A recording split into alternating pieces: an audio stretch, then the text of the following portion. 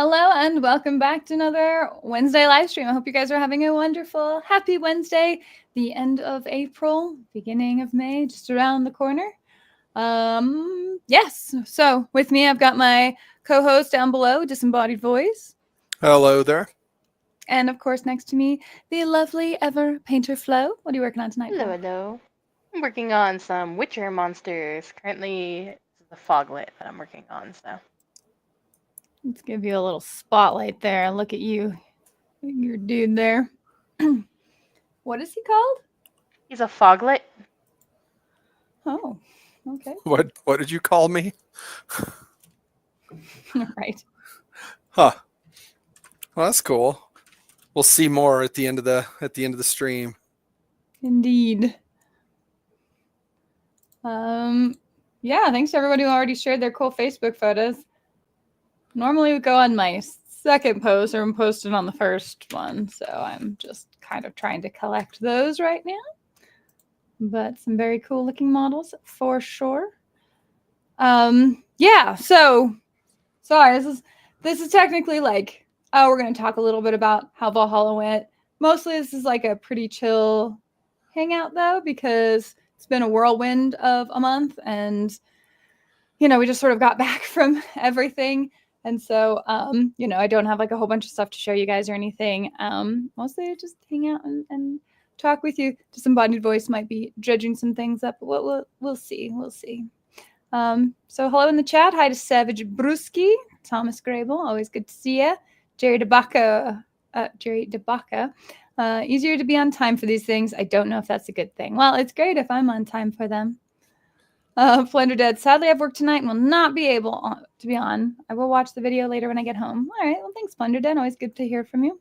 Andy Bender. Welcome, welcome.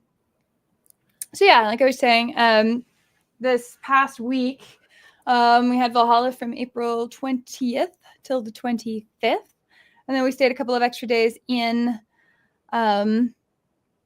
Utah, which was different because normally when we're out there, we get to do the not the escape rooms, the haunted houses. But this year we didn't have that. So we're going to have to find a way to go back up because Utah has unbelievably good haunted houses. Instead, we did an escape room, which was fun. It was called the Lich's Lair from, I think it was Secret Combinations was the place. Well, and sadly, we also normally go to Evermore. And yeah. Evermore is not currently open. It's under new management and nobody seems to know for sure what's going to happen with it. But so we normally do one or two, I think we've done up to 3 haunted houses in Utah because we usually go in October and Evermore. And this year we had none of those things. So we're at a little bit of a loss. We did go to Dry Bar Comedy. That was kind of fun. If you guys see that on YouTube, it's it's kind of a big channel. It's pretty chill. Oh, no, that's not what I meant. Leave. Okay, there we go. So yeah. Although Jerry, have you practiced your Agrippa lately? Are you talking about the weapon from Darktide? Because I've not touched Darktide in a while. I need to. Get back to some Darktide. We haven't talked about streaming Darktide, haven't we, Voice? No. Let's see. I'm trying to see if I can share. I think I might be able to share this. So this is kind of a fun. Actually, do I have sound on it? I don't know. I've been trying to share. A friend of ours posted some stuff on Facebook. So I'm going to see if that works. Ooh, it kind of does. All right. Is there sound? Well, that's the bus that we have everyone come in on if you need the shuttle. And the lake was frozen over. The first day or two, or a few days, yeah. Now some of the terrain getting all set up. Yeah, so our friend Aaron was showing is a lot more diligent at posting on social media than we are. So he had a whole Facebook thing.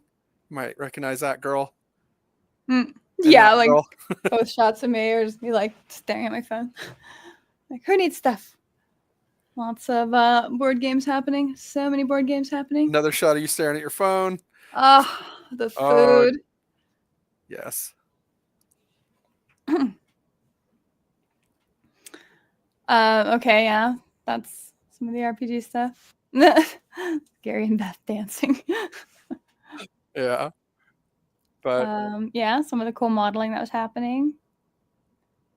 we'll have to Yeah, more board games. So many board games. That's you. All right, there you go. So that was fun. Thank you, Aaron, for posting that because you are better than me at getting media. Hey, Jeremy, how's it going? We're sad to have missed you this year, man. Yeah. Tom had to carry on his own conversations with people. I know. Conversations. We've had a lot of conversations and debates and all kinds of stuff. Definitely would have been a welcome addition. Savage Brewski, I find Tybalt cancels out Capofera. Well, I see you have studied. Yes. Jerry's shaming me for missing the reference. What is it? It appears you are Agrippa. I'm trying to remember what the word was he used. I don't think any of those are real things.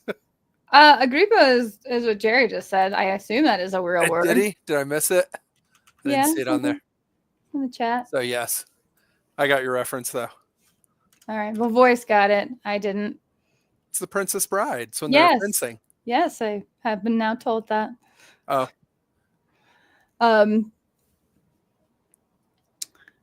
Mostly I just remember the I am not left-handed. And like the other references, like, you know, what is it? Never bet against the Sicilian when death is on the line. Don't get into a land war with Eurasia or no, Asia. It's in Asia. The what is it? The most common blunder is don't get into a land war with Asia, but only secondly less known is this. Never going against a Sicilian when death is on the line. Speaking of, we actually did a parody of that 10 years ago, a lot of years ago at Valhalla. That what is it? The Princess Wargamer. If you guys haven't seen that, that is a short film that Dave and I produced, shot, I don't know, at Valhalla. That was pretty great. I don't even know where I'd find that one exactly. If you can find it, you should bring it up. It's actually pretty funny. But it's on Mini Wargaming. Yeah, it's on Mini Wargaming. It's on their YouTube. It would be, I think it's just under the Princess Wargamer. Let me see. Oh God, yeah, that one. That was a pretty fly by the seat of our pants filming, wasn't it? That was before we really even became good friends. Is it? Yep, because I was not yet a part of anything yet. Yep, it is definitely here. Guess I owe Jerry some tacos.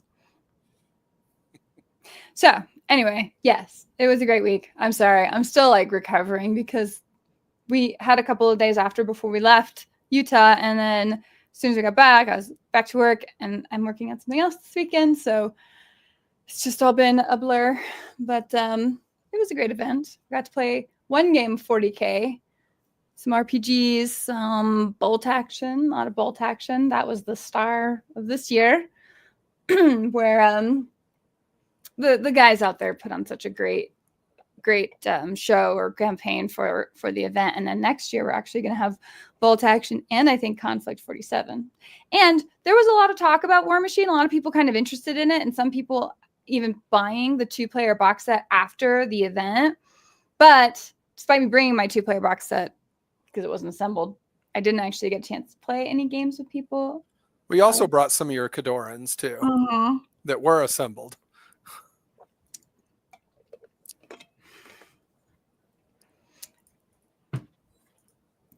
Who's working on the Orgoth now? Brian Vestal. Oh, wow, Brian. Okay. Working on some Orgoth. Yeah. So, I mean, there was a lot of good chat about War Machine and a lot of people feeling very hopeful about the direction it's going, including like kind of especially, I think, one of the big highlights was being able to 3D print your starter army. I don't know if you were in part of any of those conversations.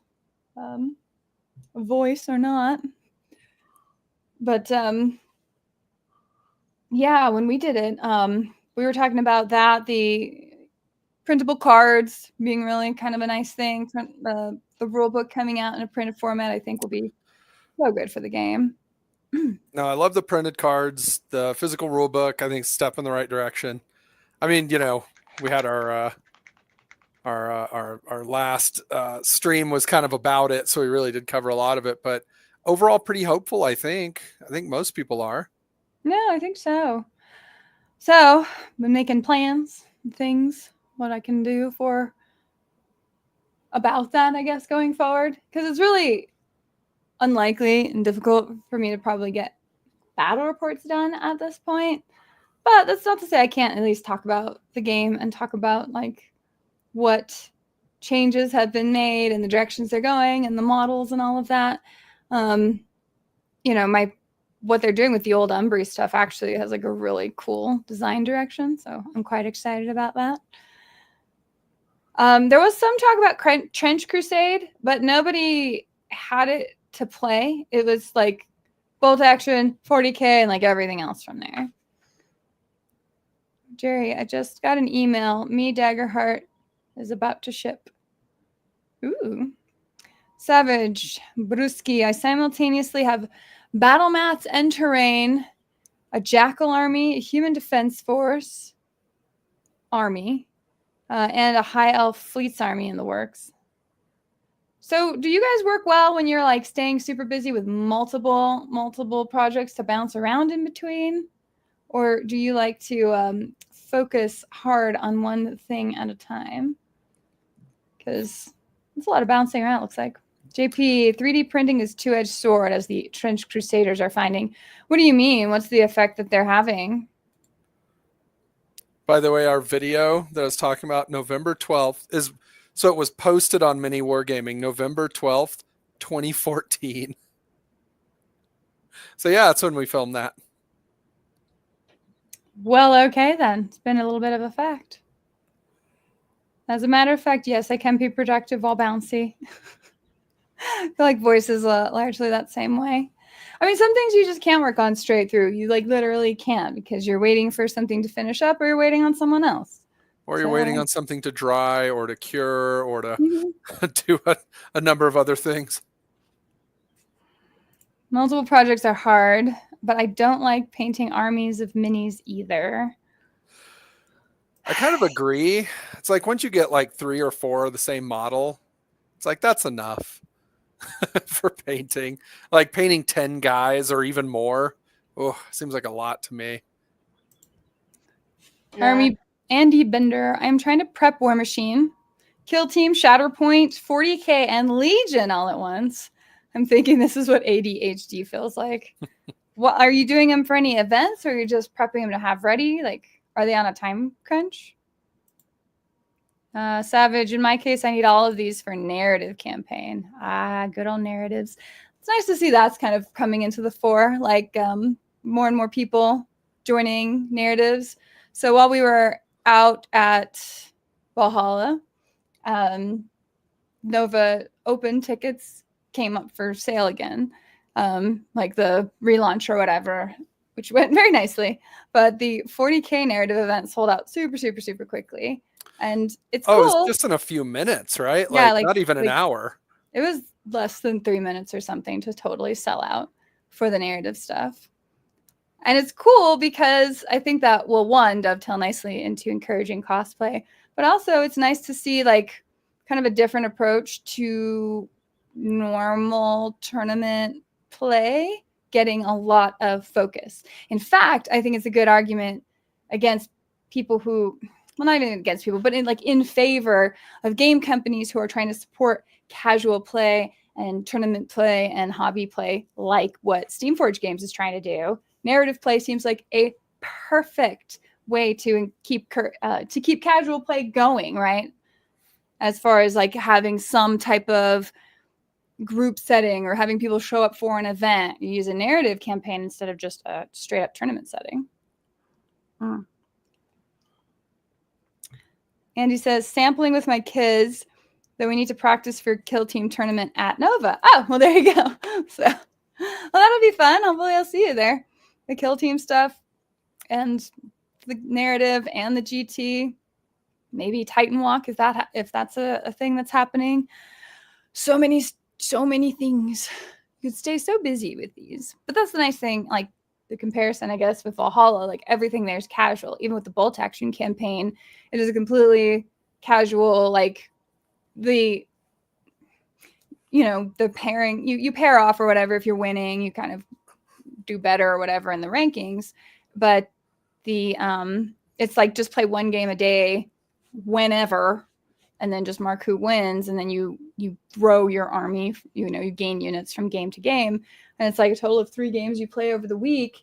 And all it does is like there's a certain amount of prize support that Warlord sends, and everyone's ranking just sort of gives you the choice first to pick out whatever you want of the prize support. So again, all very chill, designed to be super casual. Even stuff for people who didn't end up playing but were just watching and asking questions and interested in it.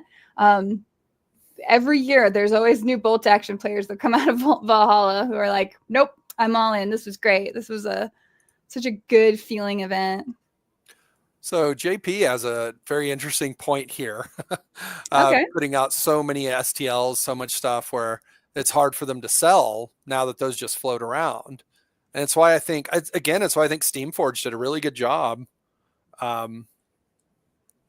with the War Machine STLs. Because it's like, well, you have just enough to kind of get started and to actually put something on the table without dropping any money. But if you want to play the game, you do still have to buy stuff from the company that created the game for you, And so it's like you have to have a balance. And so it's interesting because JP's kind of pointing out that it's like, okay, now what do we do? All of our models are out there. It's like, well, yeah. They were trying to claw back the IP from STLs they distributed for free. Yeah, I mean, once you've put that out there, you set that as a precedent.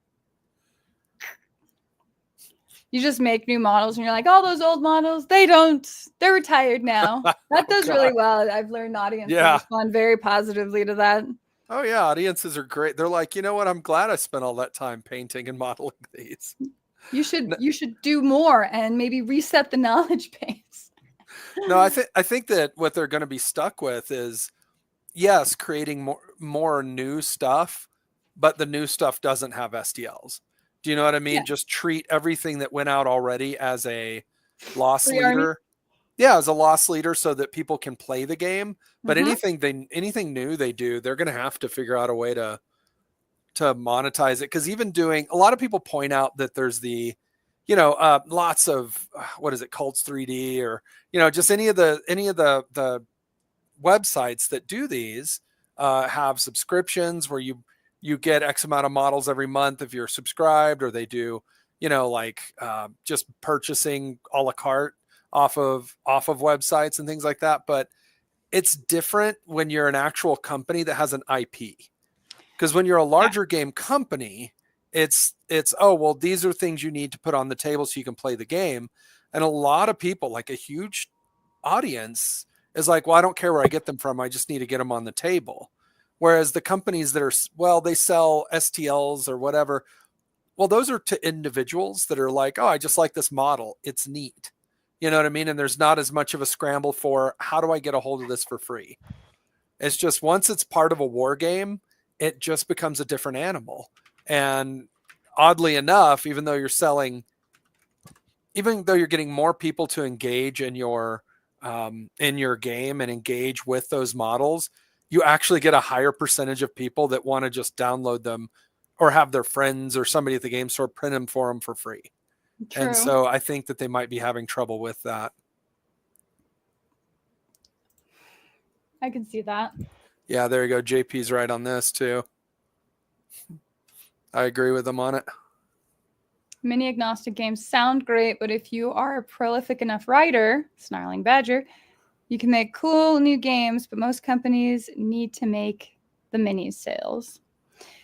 Yes. And I mean, how many people really are realistically jumping from game to game to game all the time?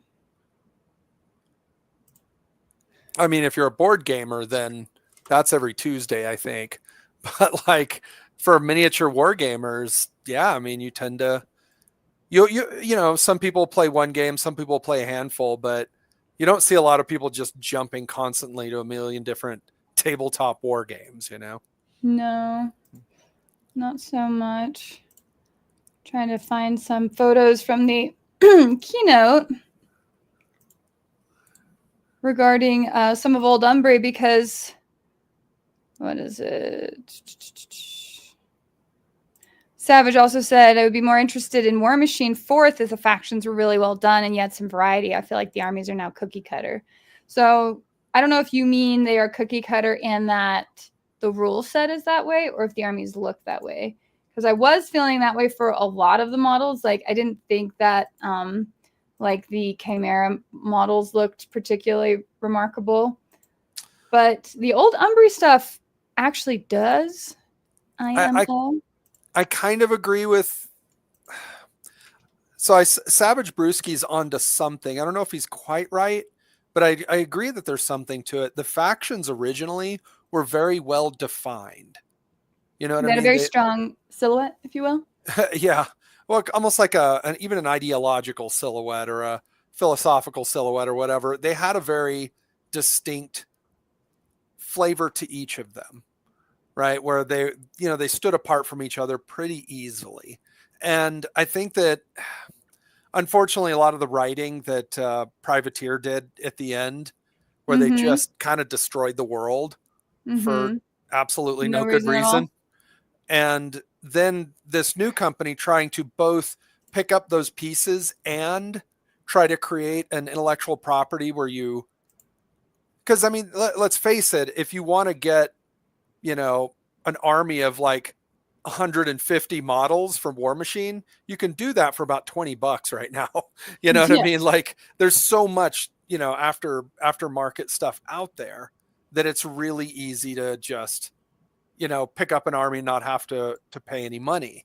And obviously Steamforged Games is a business. They would like to make money. And so their idea was to create kind of almost sort of new factions so that none of the old stuff really carries over.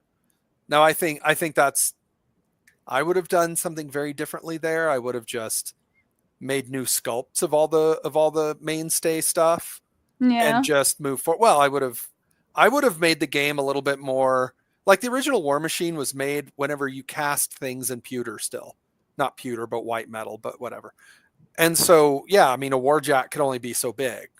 But I mean, you look at dreadnoughts now. Space Marine dreadnoughts are huge, especially the new Primaris dreadnoughts are enormous. And it's like, yeah, if you're already going to injection molded plastic, what you do is you resculpt all of the main jacks, all of the cornerstone jacks, right? The main ones for each chassis.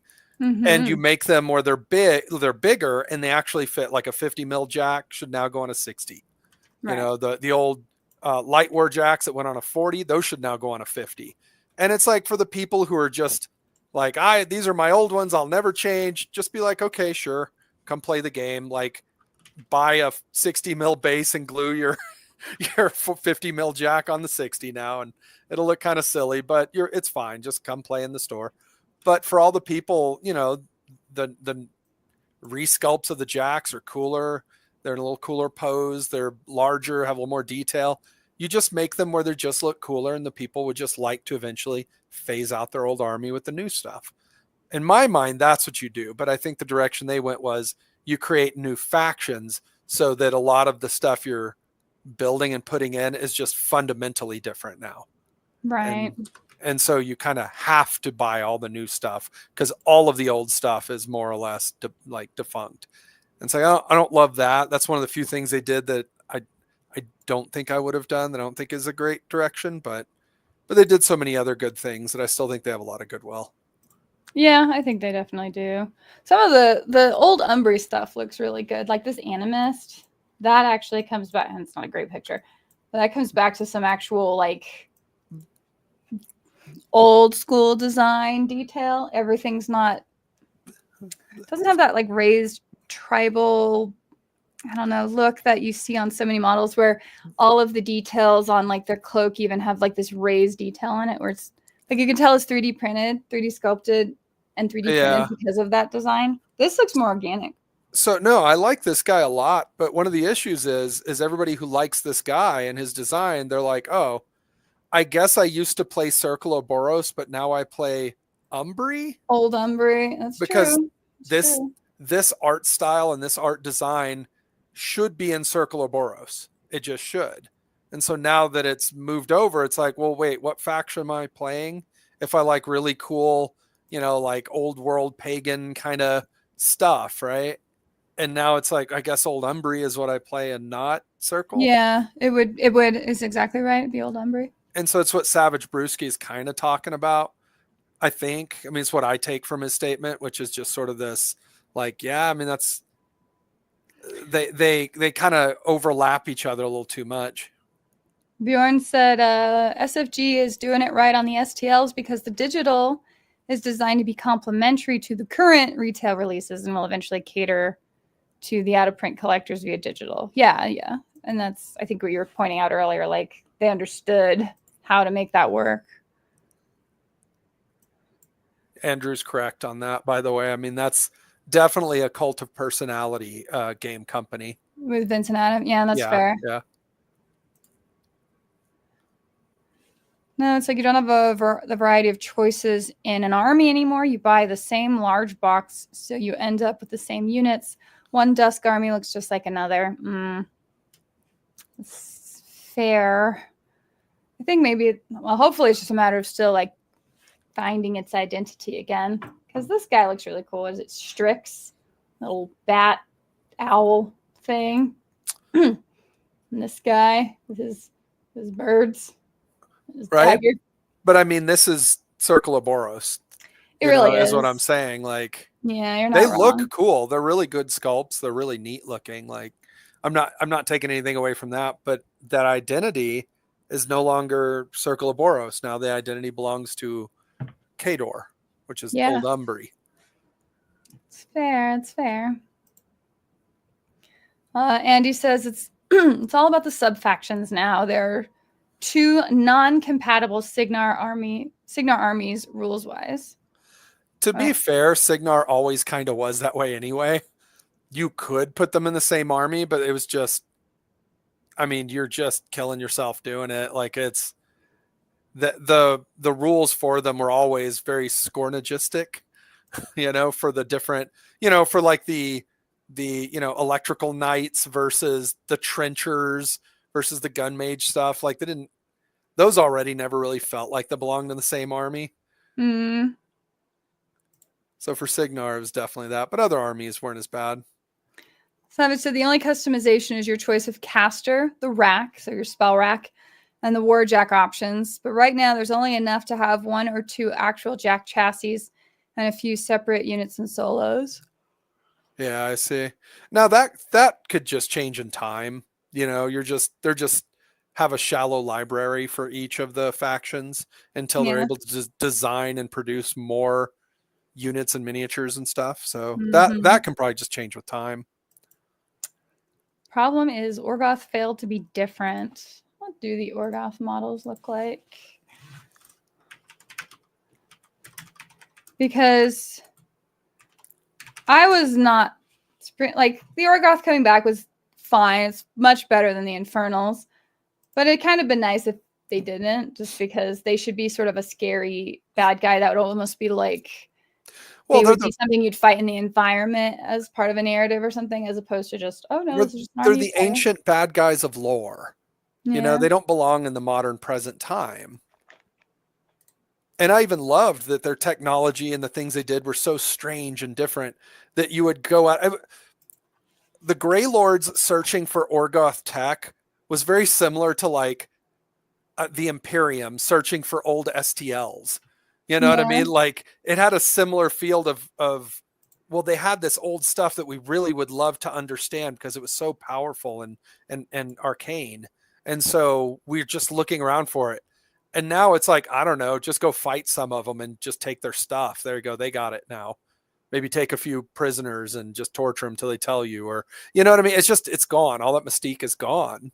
And they're just another army with spiky armor and meanie heads that run around with swords and stuff. I don't know. I did not love that the Orgoth came back. Yeah. Their design philosophy is definitely quite a bit different too. It would look it would appear. Yeah, Brian Vestal's correct on it. So they basically had to relaunch War Machine because of all the damage Privateer had done, and that's correct.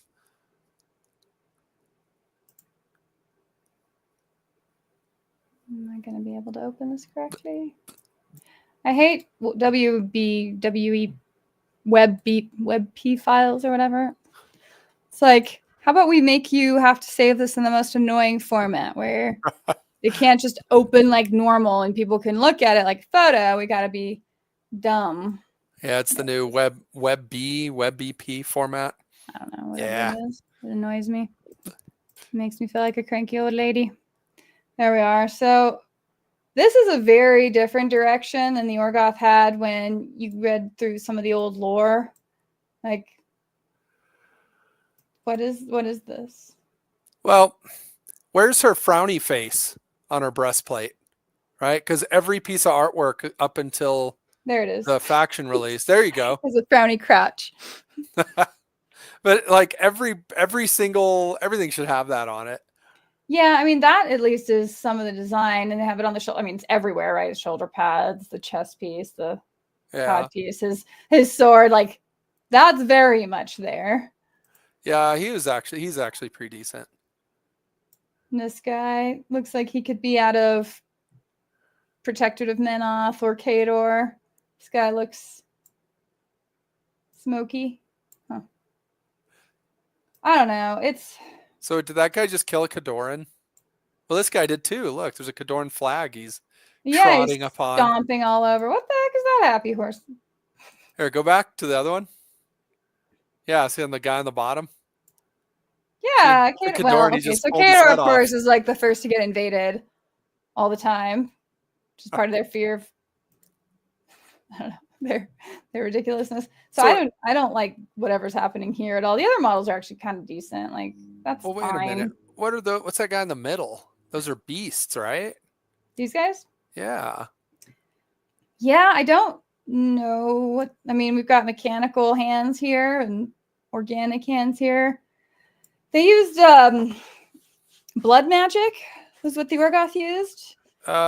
Did they? I thought Mortithurgy was more Scorn. Yeah, or no, Scorn was Pain. Yeah, that's Mortithurgy. Yeah, you're right. But I guess the Orgoth used blood magic. Okay. I don't know. I haven't caught up obviously in any of the lore for a while, but they're okay. I mean, those guys are kind of neat. I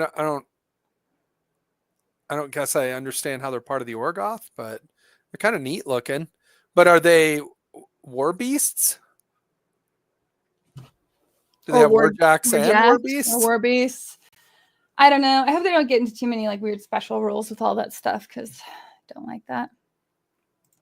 Would you say the new factions have had a World Eaters Emperor's Children issue? Too few options for the army selection. I don't know, because literally anything I've been sent is just stuff I've been sent. I've never tried to play with it. Regardless of too high price point to beat GW, that's why I didn't get into the Mark IV launch.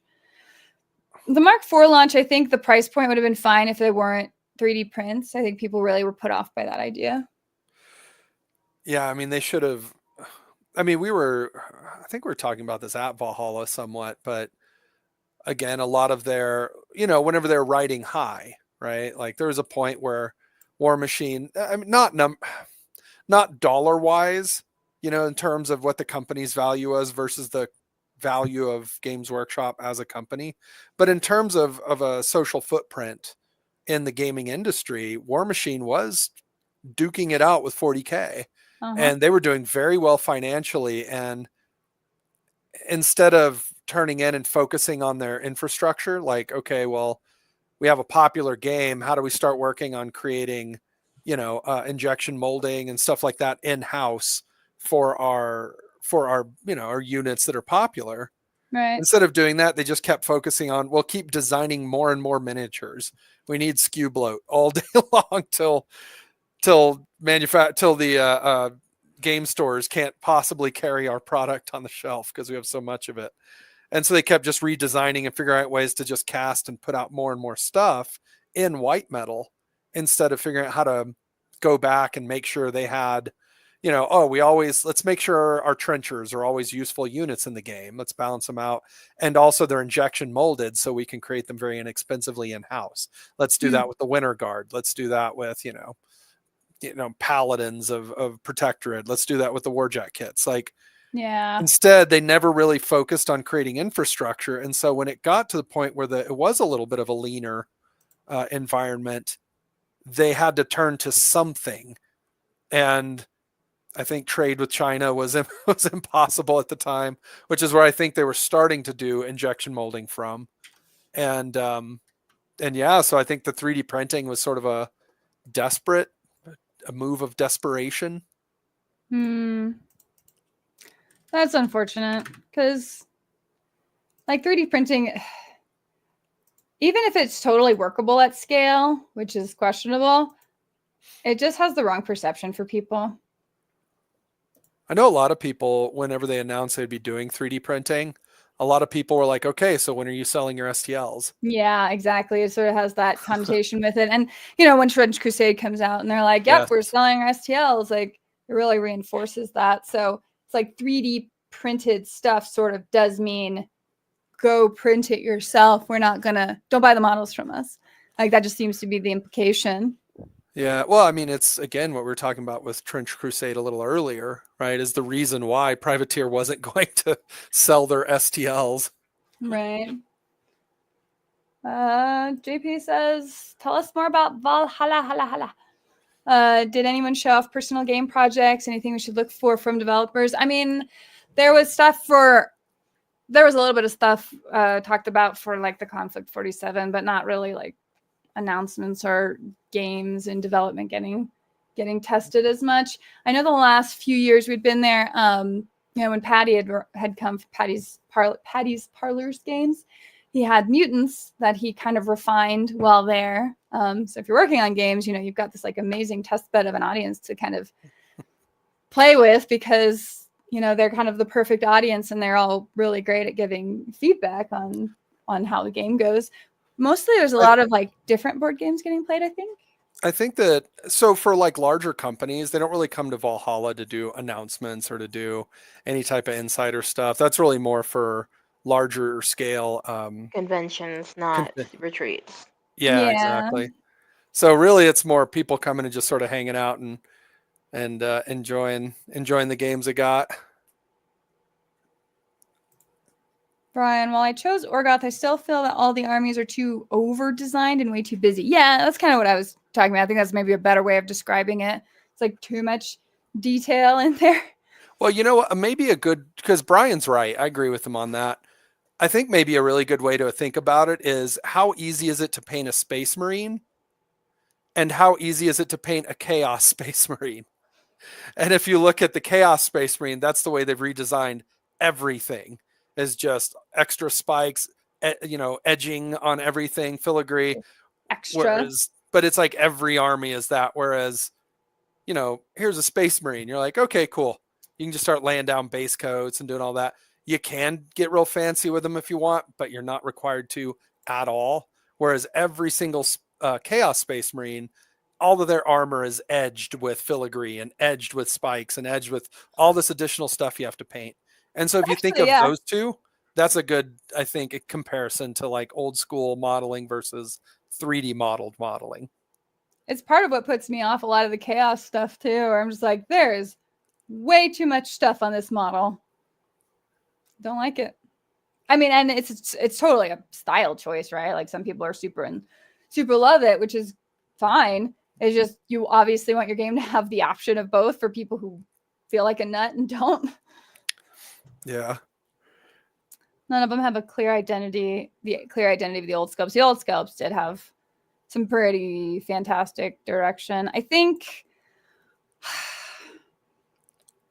I mean, everything did have its own pretty strong design. I think like Scorn might have suffered a little bit from fairly weak. Legion suffered a little bit from like lack of very interesting models with a few highlights. Scorn was getting better at the end when they started focusing more on the I forget what they're called, the Obsidian Warriors, because that looked unique. That didn't look like anything else. The elephantine creatures, they stood out to me as well, but it was, I think it's called a, what is it? A shape language is kind of the term for it. And when you're doing illustration or sculpting, and it's, whenever you would look at something, you would never, so to give you an idea, in the 40K world, you would never confuse an Imperium model for an Eldar model. They just have such a fundamentally different art direction to them that even if you paint them, no matter how you paint them, you're just never confuse the two, whereas Right. you look at it and it's like, you would never really confuse a Signar model with a Khador model. You just wouldn't. You wouldn't confuse a Krix model with a Rulik. They had such a unique shape language to them that even if you keep digging around and creating new units, as long as you adhere to that kind of vocabulary, as you'd call it, of that shape language, then you're good. They visually stand apart from one another pretty strongly. And so I think that the conversation with that is, the new sculpts look really cool. Like I really do like them. It's just when I see those, I don't think of Khador at all. I think of Circle of Boros. And it's like, well, those are Umbri. Does that make sense? Yes. So there is an identity to them. It's just not the one that we remembered. Andrew said, positive note, I like Cephalix coming back for Krix. That's one of the 3D printed armies, I believe. By the way, to JP, Jeremy was talking about getting into Veiled Space. The mini wargaming one is Ravage Star. So that's a different game. I don't know Veiled Space. I don't know that one. Flo, are the Witcher models for a board game or a custom RPG mod? Board game. I have the Witcher Old World board game. We actually played it a few times at Valhalla. I originally had just the deluxe base game, and on my way out, I found out they re-released the Trails expansion for it, which makes the monsters more unique, more difficult to fight, and it comes with the 6 factions. You can play with 6 people. Now, is this the game you guys were playing downstairs near the pool? Yes.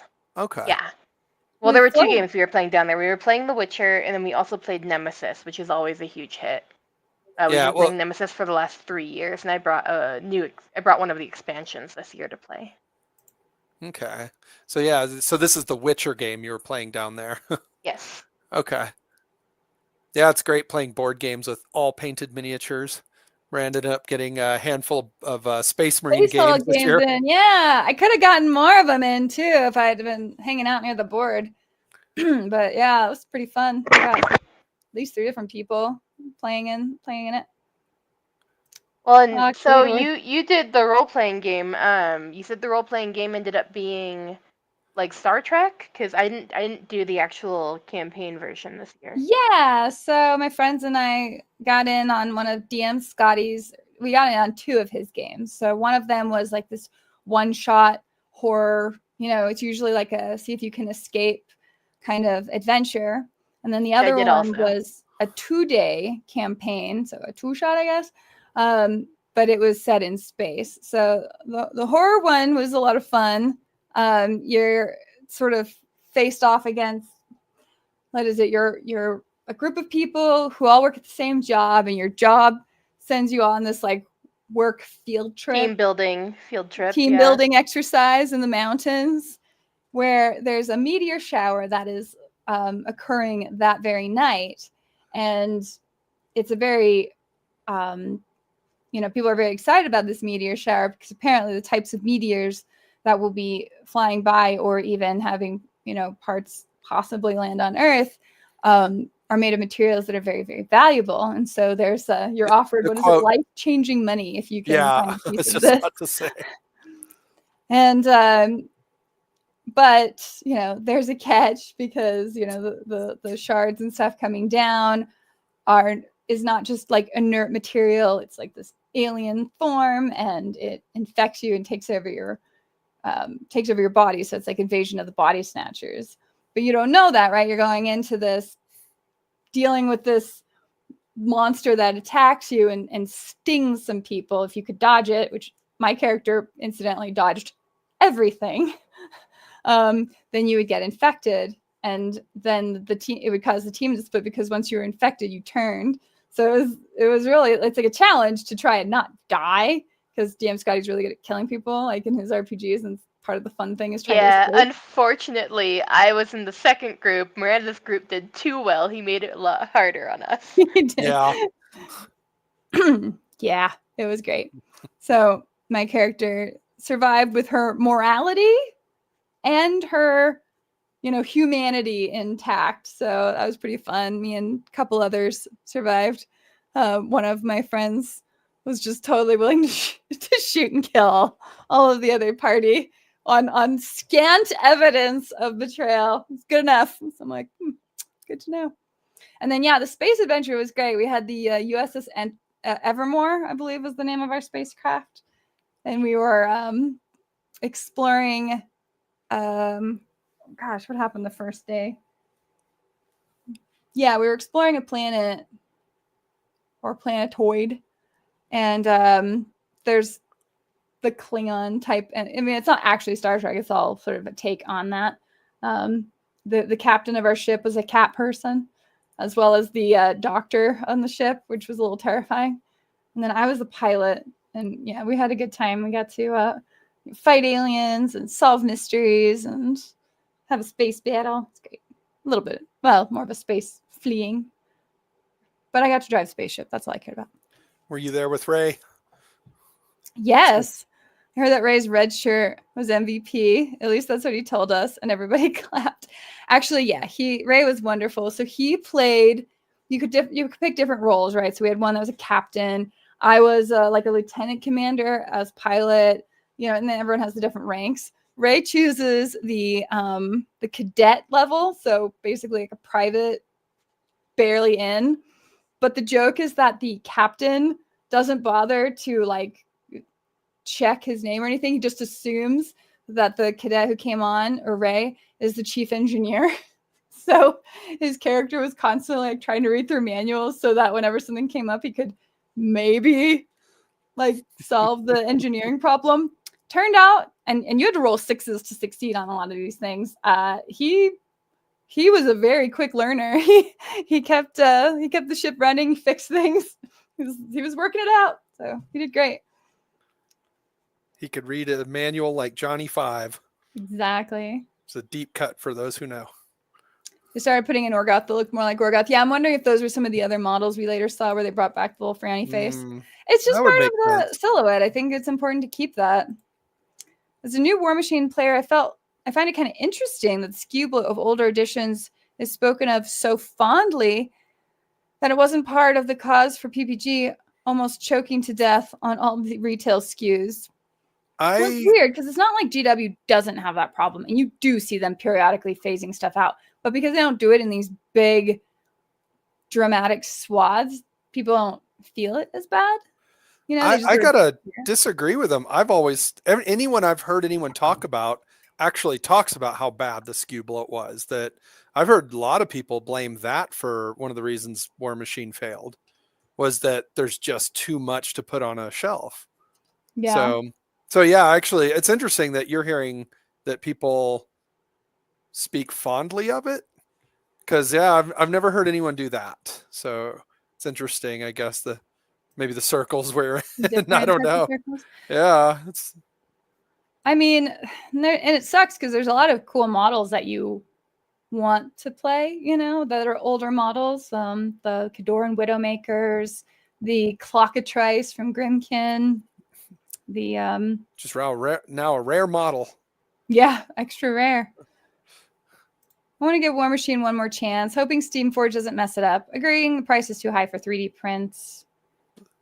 Plastics on the other, I think the price point is probably reasonable for plastic. So their battle group box, so that was that big group earlier. Let me pull it.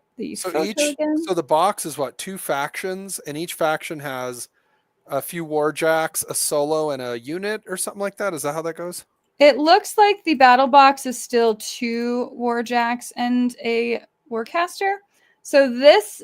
Oh, I thought you meant the versus box. Sorry. Oh yeah. I should pull that up actually. But this is the just the basic battle group box, and that one is US $69.99, $70 for that.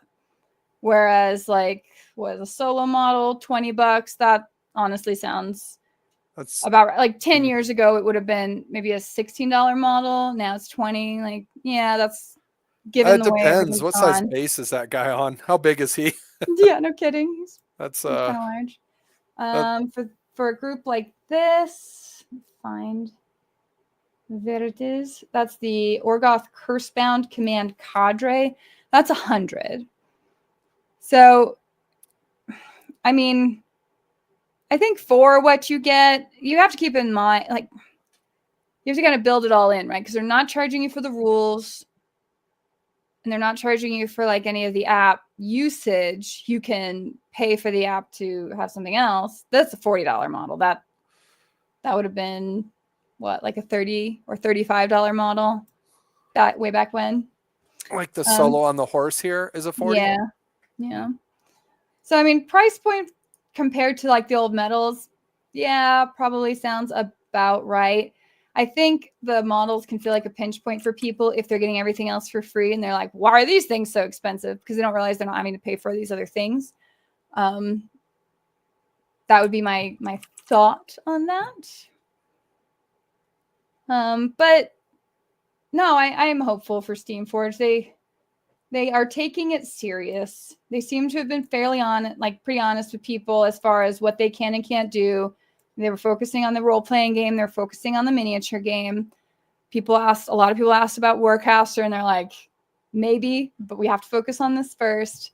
So they're not trying to promise the world to people. And that keynote speech was kind of the world in a lot of ways, but like they've been holding on to it long enough. They were like, oh, maybe they have a plan. I think they can actually do this. So, pretty cool.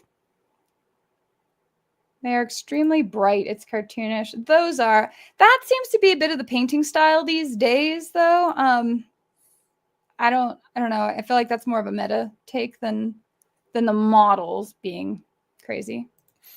Gotta remember, Steamforge is just getting things started. Last year's Privateer press release of 4th edition was soft. So SFG had 1, a learning curve, 2, development, and 3 new teams with new ideas. Now I know allegedly a lot of the Privateer people went over to Steamforge, so there should be, a little bit easier transition, but who knows. So the price point, actually I hadn't looked at GW's catalog in a while. Yeah. Yeah. Primaris Tech Marines, $42 just for a Space Marine. Librarian and Terminator armor, $40. Captain and Gravis armor, $42. And then was it a box of Primaris Eradicators? It looks like 3 guys, is $60. Blade Guard veterans, $60. Good grief. So yeah, I don't know. I guess those prices do look competitive with GW. They look a little cheaper than GW, although not as much as one would think. Yeah. Primaris Chaplain, $40. Okay. Yeah. People view 3D printing as a cheap intro to the hobby.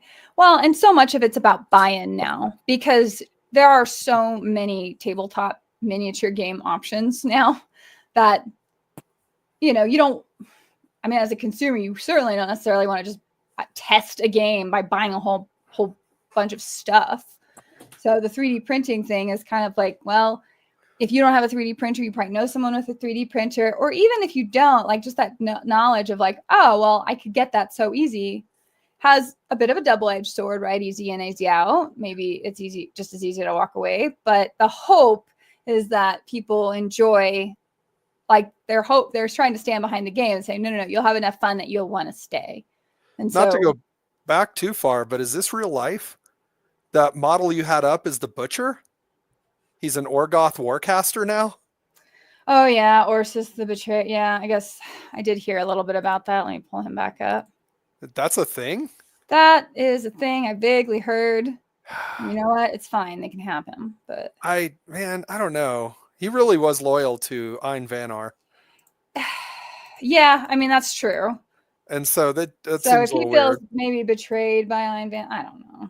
But that's the Butcher, huh? That's the Butcher. Oh, so the Khador flag makes more sense then, Yeah, that's true. actually. Huh. I did not know that. Yeah, I guess that's another bit of lore I'll have to catch up on at some point. The Butcher's lore has always been unremarkable. Everyone just loved the hell out of the Butcher, and it was like, okay. Painting ease is dependent on how much freehand you put onto a model. Painting ease? I don't know. I mean, if a model has I think there's probably a Goldilocks level of detail you can have where you kind of throw some base coats on and then dry brush to get a bunch of details up to look all nice. Like one of the things that I really liked when I was painting War Machine models, especially the Warjacks, was, you get your base coats on and you start carving in some of the details. So like, okay, some of the trim around the shoulder pads and their mask. And it's like, okay, that's pretty cool. But the thing that always made it pop was taking the brush, dipping it into my silver, and then dotting in all the little rivets. That brought in so much detail just for that little thing. Yeah, I mean, it depends on each person, of course. Some people, I think, enjoy painting a lot more than others. The part I hate about 3D printing is it's toxic as F if done incorrectly. And that was what was wrong with the figures they handed out on launch at Adepticon a while back. That Steamforge handed out or that Privateer handed out? Well, it I don't sounds remember. like, Dreama. well, Privateer was the one 3D printing, so I would That's imagine it was true. them. Mm. So just to touch, because I know the fumes are toxic. Do you mean the model itself is toxic to touch? Like it wasn't cured correctly? If you want to get a good idea of who's in charge of War Machine, watch the Build Paint Play episode from a couple weeks ago. Oh, okay. Let me look that up right now. Wait, what was that comment you put up? And I read half of it. It's from JP Got Rockets. The Build Paint Play episode. There's one from like that February 4th. Is that the one you're talking about? It's quite a bit older.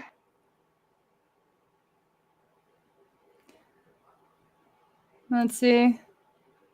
That's why I couldn't get into Veiled Space. The miniature looked so busy. I do like that the new War Machine models do look more serious again. Yeah, they look less video gamey. That's sure. I wonder if that's kind of one of the new movements. I mean, Trench Crusade, from the stuff I've seen, it looks more simple. Like the stuff I've seen looks less crazy in terms of detail. I haven't seen a lot from it, but the stuff I've seen it reminds me of 20 years ago in wargaming, like kind of models, which I kind of like more for painting. Yeah. Okay. So, I mean, to say that players won't get into War Machine because it costs the amount that it does, and that will kill War Machine is kind of a hard sell, considering that GW gets new players all the time, and that objectively costs more and has more of a learning curve just because of the amount of books and stuff that you have to pay for in order to get into it. So I can't really, I can't see War Machine failing just because their models are a competitive price. Now that's true, but what's that? No, go ahead. Well, I was going to say 40K has a lot more social proof to it too, though, where a lot of people are like, oh, well, I'll pick this up because it's a big popular game everyone plays, whereas War Machine's kind of, I mean, it used to kind of be that, but it's back to being a brand new game again. And so I think they're trying to shore that up by having the STL files out there and having the rulebooks be available for free and stuff like that. So it's not like they're just putting models out there, here, pay all this money. They're actually making it so that people can get into it for a cheaper amount just to try it at least. For sure. I think that's correct. Yeah. Right. Johad said, just getting back into War Machine, old Umbry giving circle vibes finally gave me a 4E army. I think it's the most interesting looking army so far. Kind of easily. She might be slightly biased, though. Well, I mean, a little bit, but their look is just nice. I thought they looked really cool. Yeah. It was the first time that, like, outside of Grimkin, that I've been actually interested in an army, so. Well, there you go. Conquest has too much to put on a shelf. which is my greatest fear for them. They have excellent fulfillment on web store orders, but it has to get there from Greece. Huh. Interesting. Yeah, and who knows what's going to happen with all like the tariff trade stuff, right? So that will have a big impact on anybody getting their stuff in from overseas. For good or bad. And maybe you're just going to see STLs really like kick off there. Let's see. Keep in mind, Warjacks and Warbeasts come with all the heads, armies to build all the variants. They do, but you can only play one of them at any given point. And it's a little fiddly to keep track of. Let's see. Consider that the solo takes up a huge part of your army, unlike a certain company from Nottingham. Yes, individual models are more expensive, but they are a larger part of your force. Okay. That is true.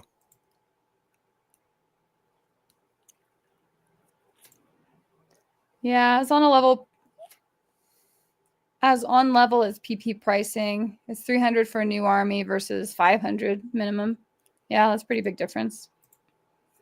How can new players get into a game where the models need to cost so much? I don't see it happening. Yeah, well, I mean, yeah, and that's kind of what we were discussing before. It's like they're doing, I think, a pretty reasonable olive branch to people by saying, well, you can 3D print some of these to play with. And then if you're invested, well, we are a miniature company, so Yeah.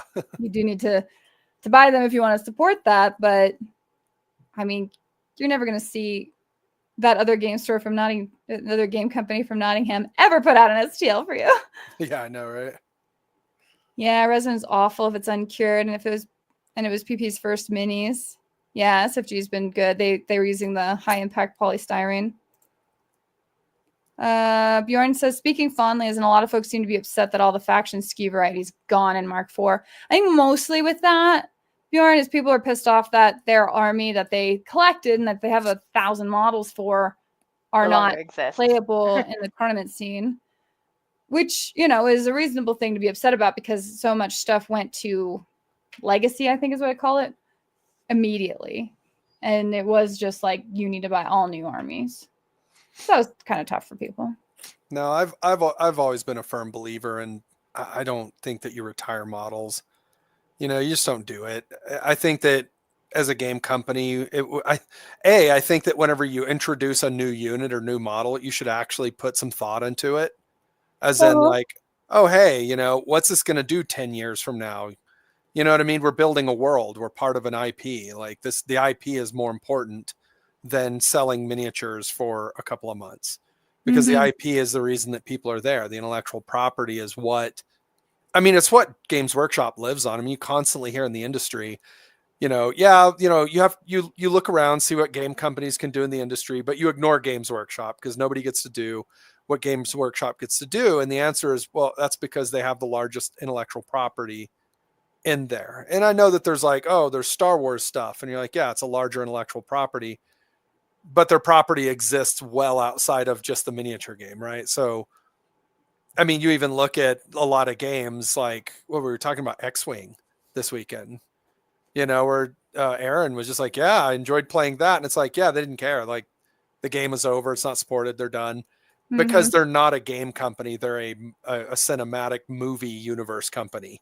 And so that they just do board games. Whereas Games Workshop, I mean, that's what Games Workshop is. It's tabletop miniature game that also does books and video games and stuff like that. And even the video games, they really just farm their IP out. And so, like, whenever you're introducing something, it should be something that's not just to make money right now. It needs to be something that, how is this going to, impact the game 10 years from now? Because we will have these units still in the game, not just, oh, we're a company and we need to make money. Because it's like, well, yeah, everything's a company that needs to make money, but you still got to do a good job at it. Well, you got to make people want to give you their money voluntarily. Well, yeah, and I've been around in the industry, in this tabletop miniature gaming world for a while. And I remember in the 90s, you'd play these games and none of the players cared. They're like, I don't care if Games Workshop is a company that needs to make money. They need to make a game that I can play. You know what I mean? There wasn't this like automatic rallying around behind, the large corporation, like, oh, we need to defend the corporation. It wasn't that like it is now, where everybody wants to protect GW. What's their rallying cry, Miranda? The litany of they must protect their IP. Yeah. Where it's like any tyranny is allowed because they need to do this. And it's like, well, how about they protect it from themselves? Like actually put, not just, oh, okay, we retired this. Never mind. Oh, these models used to exist. We don't care anymore. It's just, well, where's all that protection now? It's all for the customer. If you don't have a customer, you don't have a company, and so it's like, yeah, you need to keep the game something that's important and relevant, which is a large part of why I think War Machine is going to struggle to get back on its feet, like we were talking about earlier, where it was, they destroyed their world. Privateer took and destroyed the story. And so now they're trying to just pick up the pieces and create a coherent universe for stories and games and all this stuff to exist in, because Privateer kind of just stomped on it at the end. And so it's like, protect that IP. How about you have to protect your IP by not stomping on it? You're right. So yeah, like models, that you have a shallow line of models, but I do think they should be careful introducing new stuff, because once you introduce it, I think it should stay, and you should always be making rules for it moving forward. Well, and that was the other thing that Privateer had promised early on. They actually said none of your models would ever be retired. Mm-hmm. So I think people really took that to heart. They're like, you betrayed us. And they did. I mean, yeah, there was a lot of problems with that. So Bjorn says SFG's current resin mix is really nice and not cheap by any means. Everyone has a weird perception of 3D printing because all the Etsy sellers use the cheapest resin while charging GW prices. Well, as soon as you've put something like 3D printing in the hands of a consumer, like the thought of any actual cost goes out the window. Like it doesn't obviously if you talk to any individual, like they think about it and it's fine, but the group think about it seems to be like, well, that should be worth, $2 or something for that STL because I'm printing it myself. And there's no thought whatsoever given to like the sculpting process or any of the artistic direction that went into like the behind the scenes, because once you've designed a model, like the actual the physical making of it is one of the cheapest parts compared to designing it. Well, it's one of the interesting conversations we were having at Valhalla too. Yeah. With Blue Table painting and some of the stuff that they would print.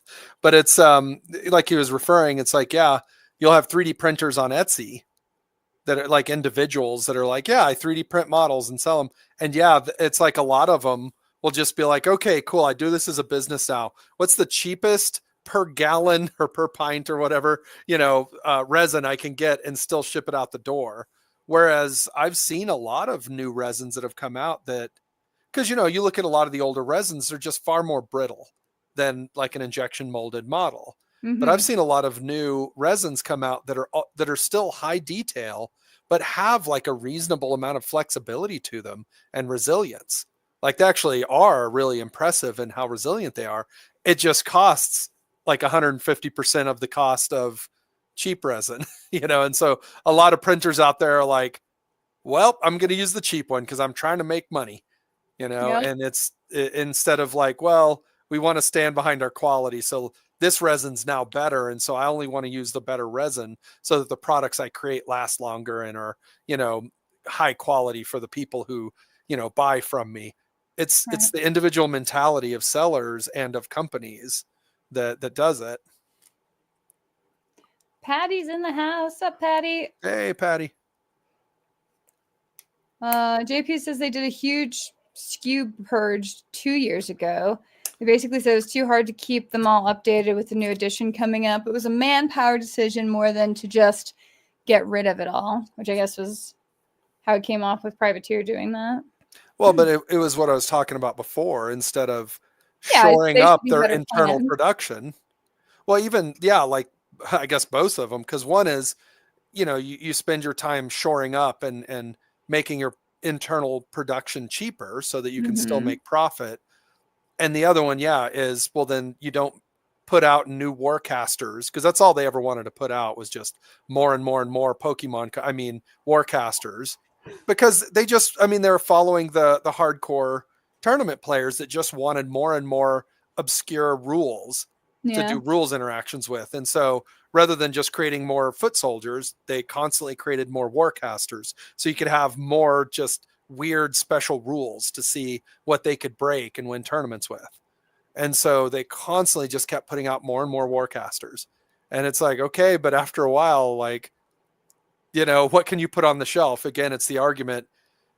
You can always find a reason to buy another Rhino. You can always find a reason to buy another box of Space Marines, right? Can you always find a reason to buy another Bratagus? You already have one, you know, and how many Circle players are in the game store? So why would you stock that model on the shelf, you know? Yeah. And so it's just a bad strategy, long-term strategy, I guess, for the company, so they could get short-term gains. True. Steamforged Games has what might be called a premium price for our models, but we use an amazing resin, and the time that Brian puts into his designs are worth something. Etsy and flea market sellers have given the wrong expectation for 3D printed goods. Most are cheap tchotchkes and not historically accurate models. Okay. No, I agree with that.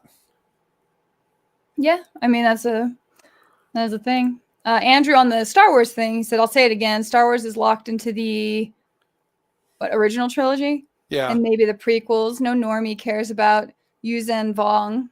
I don't even know who that person is. Yeah, I don't. So yes, Andrew, you are correct. Extended universe means pretty much nothing to me. I like the movies.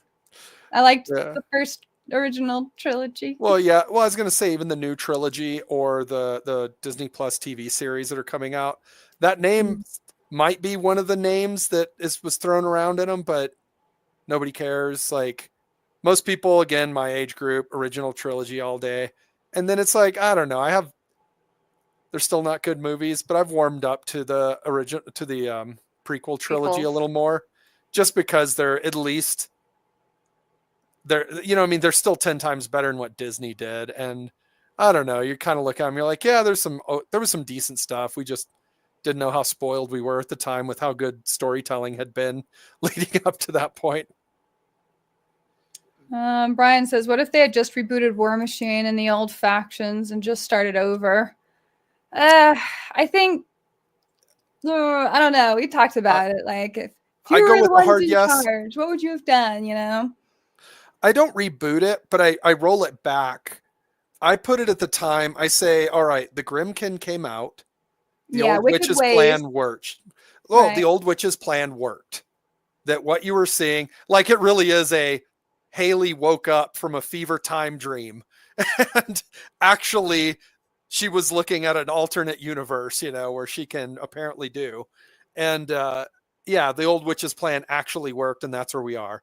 There's no Orgoth. There's no Infernals. We are where we are right in that year. And then we move forward and we explore Zoo and the rest of, you know, the Scorn Empire and like other areas of the map that we were looking forward to seeing until they like just stomped on the brakes and turned this car around. Andrew says, to be fair, Privateer didn't destroy their world. They ended their story and hoped people would jump to Warcaster, which isn't the same genre. I mean, they created a world-ending event. They did literally destroy their world. Like, you're right. They did try to end the story and jump to a random other game, which made no sense to me. Even for the people who like Warcaster, I don't think they were sitting there like, oh man, it's a good thing War Machine was destroyed so we can play this game that has literally nothing to do with War Machine. And so, we don't want to create a new factions, new characters. We're just going to move things over from this into a different genre is kind of what it felt like. Well, they did create like nothing from the old games, like thousands of years or whatever. Updated version of them, yeah. Ish, yeah. I mean, it just wasn't necessary. Like, there's nothing that needed to happen in the War Machine in the world of the Iron Kingdoms to kick off Warcaster. Nothing. Like Warcaster could have just been a thing, and that was that. No, even Warcaster is like, you look at it and the history of, yeah, this old world of War Machine, of Iron Kingdoms, was a footnote in the ancient history of what is now Warcaster. It's like, I don't know, just make that different. Like, it had no impact whatsoever on Warcaster existing, really.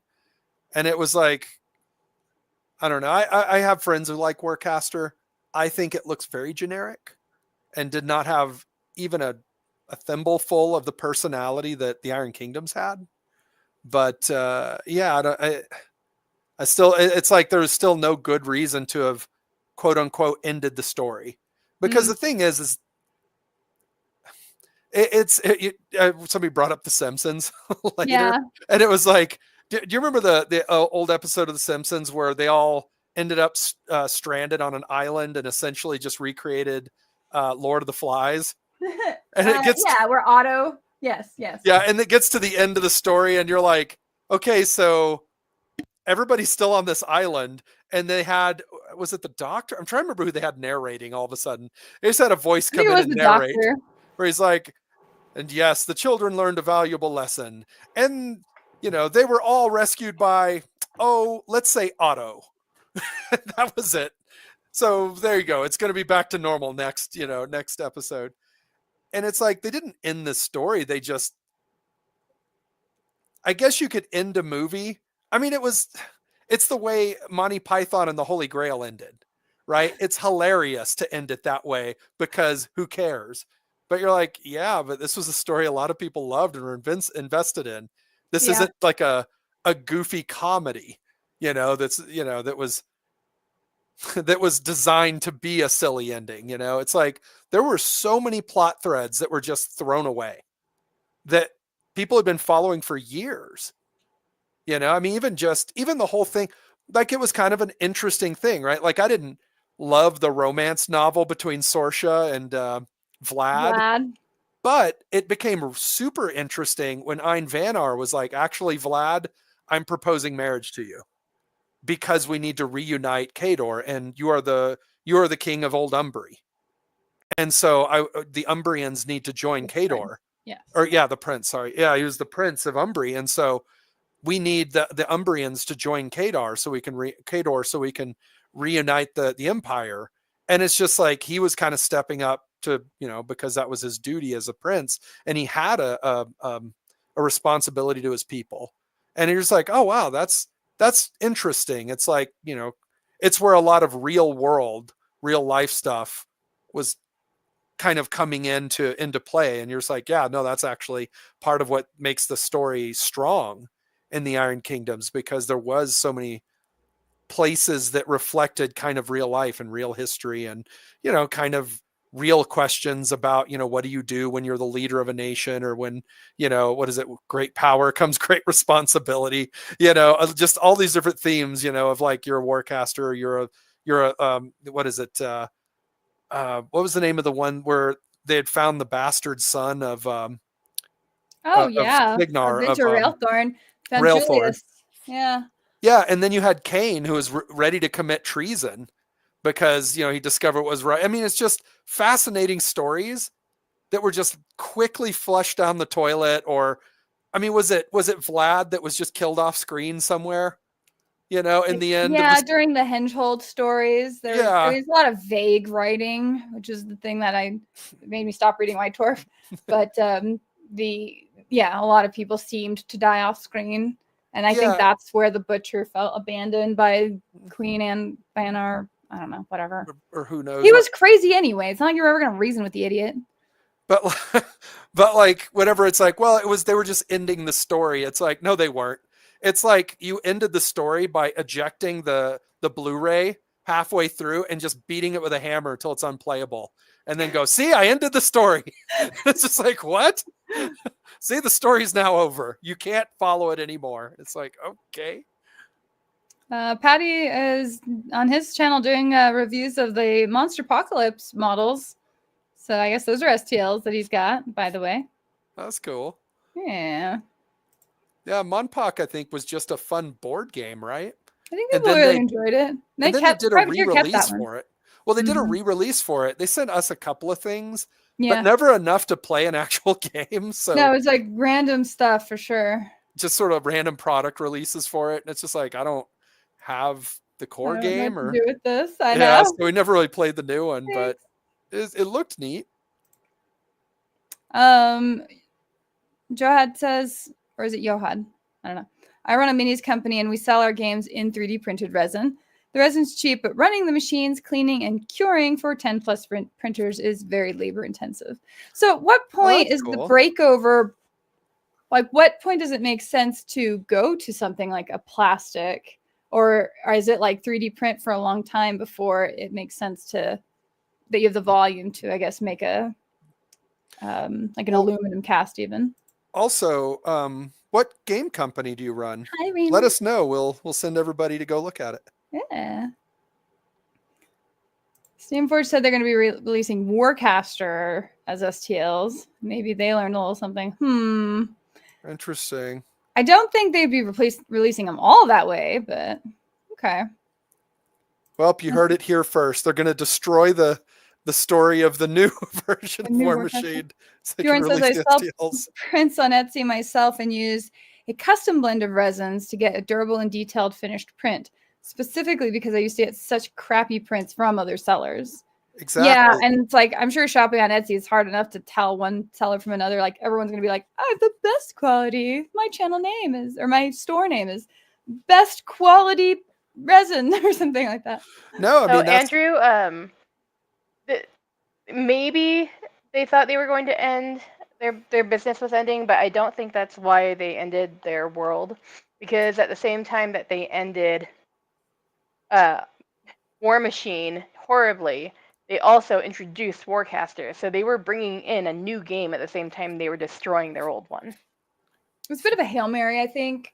And if you read through the Henchhold scrolls, like, there's anger in a lot of that writing. Like, it really feels like there's a tantrum being had in a lot of that writing. Like, you're dead and you're dead and you're dead. It's like, okay. Like, maybe it was a Rockfall, they all died. It's like really looked more like the writings of someone who's getting ready to quit the company or something. I have no idea if it was. It's just no funny corroboration of this, but it sounds like that almost. I remember reading through it and I was like, this feels like I'm reading a temper tantrum of like hate. I don't know. It just did not feel good. Somebody didn't get along with Doug Seacat or something like that. I have no idea. But I agree with you. It sounded like there was contempt for like this for a lot of the storylines of those characters. Yeah. I said plastic if you're selling thousands of units per SKU, like Death Ray Designs. Oh, okay. Yeah, Death Ray. Yeah, that's right. Nice. They've got their game out too. Yeah. There's so many. Yeah, we what was it? Brush for Hire is what Death Ray used to be called. They also missed the funniest opportunity to relaunch the game as War Machine Age of Signar. I agree. That would have been awesome.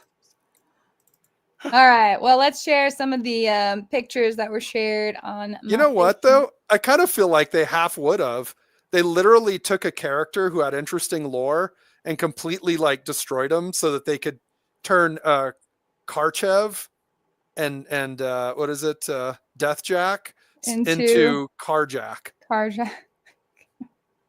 And that's literally why he's created the story. Like, you can find them talking about the story. They really wanted to.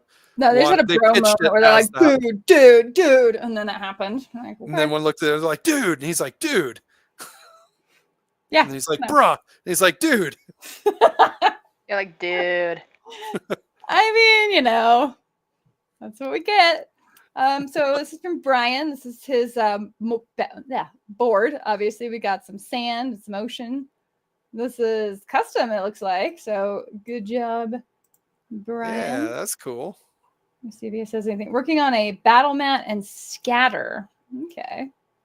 So you can see some of the details there where it's painted in. Looks like they use a gloss over the water, give it a shiny effect. Indeed. Name's Adam. If you've seen me at Adepticon or Nova, well, I'm sure I have. This is from Charles K. So we got sweet old tank on the board here. What is that? The Russian? Is it the K2 or the K? Whatever. It's a big giant refrigerator with a huge gun on top of a Soviet tank. I'm trying to remember what that one's called. It is a 156 KV5. Yes, KV. Yes. Looks amazing. So good job on that. Huge gun. It is quite large. Also from Charles. Got some trench. Yeah. What is it? Battle of Guilford Courthouse in 28 millimeter. That's a cool banner. Look at that. Over here, the red.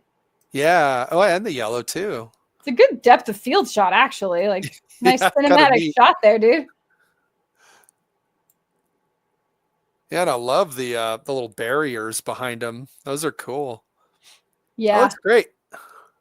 No, it does look good. Like the trees and everything. Like it has a really cool like vibe of being there. Dexter back to work on some terrain. Ooh. So we've been following his progress for a while. He That's neat. had a post about that. What did he say?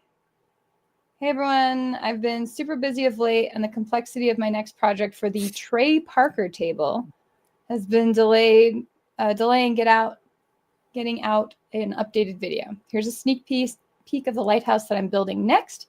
The base is mostly built with some early stages of paint on it. And then I'll be moving on to the tower soon. So this is the base of a lighthouse. Well, that's cool. I like the little, like the stairs on the right that they go down into. Oh, here? That they go down behind this little fence that's up there to go around to the other building. That's just kind of neat. For some reason, that makes it feel more real to me anyway. Stuff from Jeremy. Bunch of headless dudes. What is this? Good job, man. They're the headless infantrymen. I think you had a comment on it. Let me see if I can read it. New Scorn. Oh, they are the New Scorn. Okay. So he has this look and this look with, metal and heads and stuff. Very dynamically posed here. I don't know what's going on. That flag looks pretty legit, though. That's nice. Yeah, it's cool. So more old school. And more, what the heck? Vespers. Vespers. Vespids, I think. Yeah, for you're right. How. Yeah, some Vespid. Those things look creepy. So good job getting some stuff built. This is from Jerry. His Vanguard, nice. Was it the Vanguard? Am I thinking the right one? Yeah, that is the Vanguard. Yeah, Vanguard. Not the Nomad was the heavy for that I always associate with him, but yeah, the Vanguard. He's got a cool pose. I love the barbed wire. Yeah. Very nice. Good paint job. This guy like barely fitting on his base. Yeah, it was always an issue. I had one of those. Always. And then we got this on guy, 50 mil. Drake McBain. McBain. McBain. Not a Simpsons reference at all. No, never. Cool looking though. Good job.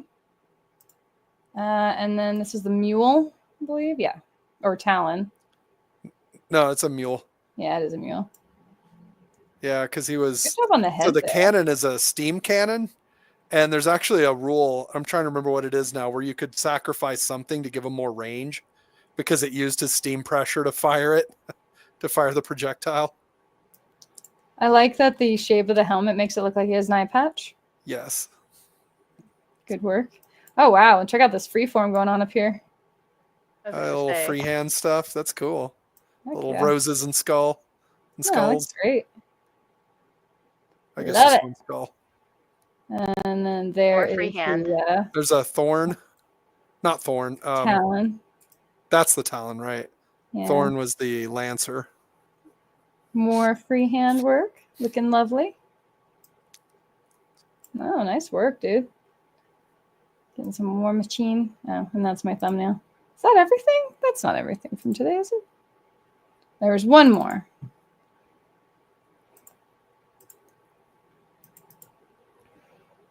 If it'll open. Okay. This was from Tomas. Some trench warfare. Ooh. Sturf. Well, those are neat.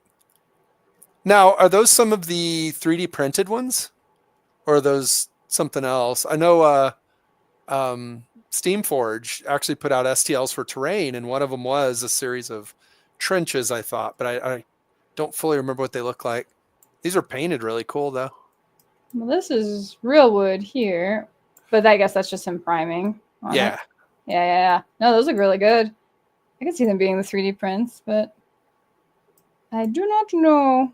So there you go. That's everybody. So there you go. Thank you again for sharing all your hobby progress. I'm hoping to have some of my own to show pretty soon. I do feel they are the privateer trenches. Ooh, I like that. That looks cool. You're a full screen Troll. flow. Ah, yes. Share what I've been working on.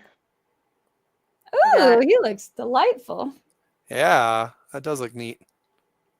Troll's done. This funky looking dude.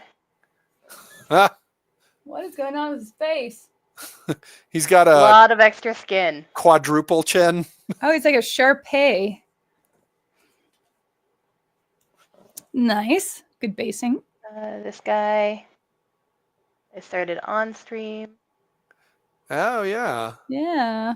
So what's going on with his stomach? Is that just a hole or is that...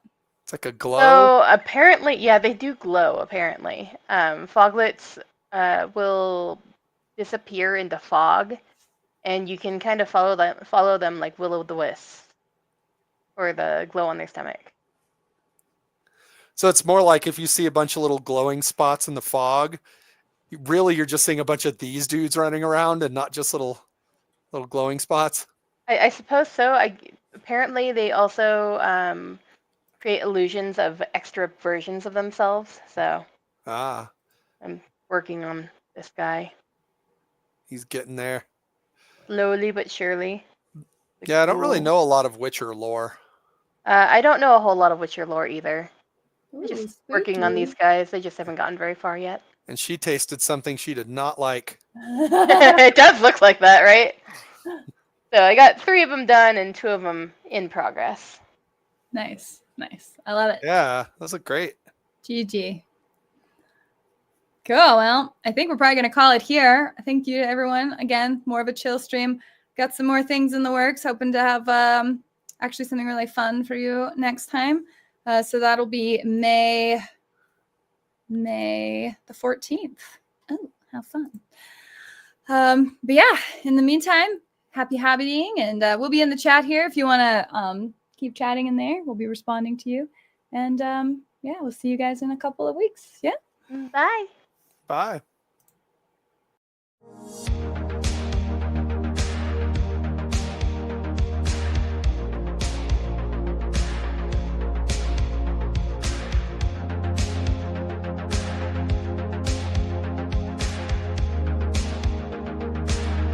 Barry, cover me.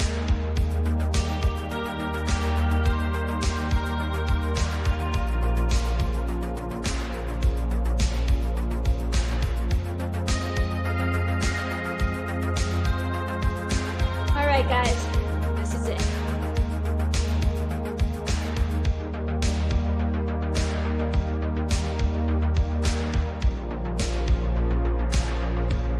Copy that.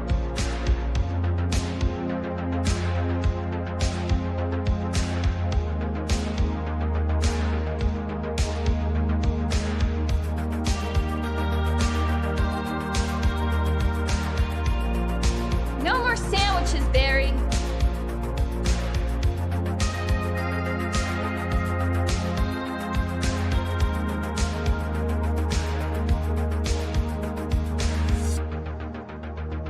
What's wrong with this place?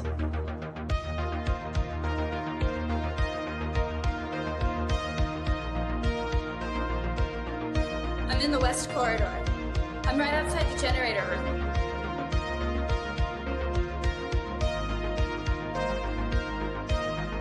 out of bullets.